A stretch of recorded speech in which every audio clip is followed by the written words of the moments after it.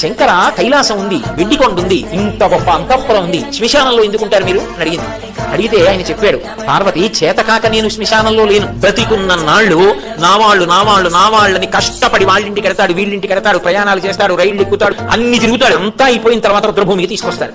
తీసుకొచ్చిన తర్వాత నేనని ఇన్నాళ్ళు ఇన్ని ఫెయిర్ అండ్ లవ్లీలు రాసి, ఇన్ని ఆలౌట్లు పెట్టి, ఇంత ఏసీలో ఇంత బరువు మీద పడుకోబెట్టిన శరీరం కట్టెల్లో కాలిపోతుంటే చూసుకుంటూ ఉంటాడు జీవుడు. ఏడుస్తూ నిలబడతాడు. చీకటి పడిపోతుంది. కపాలమోక్షాన్ని తల పగిలిపోయి చప్పుడు వస్తుంది. తప్ప కాటికాపరి సౌంతి చేస్తారు, వెళ్ళిపోండి. తలస్నానం చేసి కొడుకు వచ్చిన బంధువులు వెళ్ళిపోతారు, వెనక్కి తిరిగి చూడకుండా. తాను ఒక్కడే నిలబడి ఉంటాడు. చీకటి పడుతుంటుంది, దాటి వెళ్ళడానికి లేదు.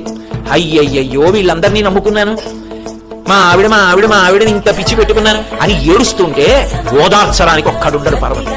చచ్చినవాడు 100 మాటలు చచ్చిపోతాడు భయంతోనని, నేనున్నాను రా, బెంగ పెట్టుకోకు, ఇంకొక శరీరం ఇస్తానులే, ఒళ్ళు దగ్గర పెట్టుకోని ఓదార్చడానికి అక్కడ ఉన్నాను. అంతేకాని నాకు ఇల్లు లేక ఆవాసం లేక అక్కడ లేనివాడు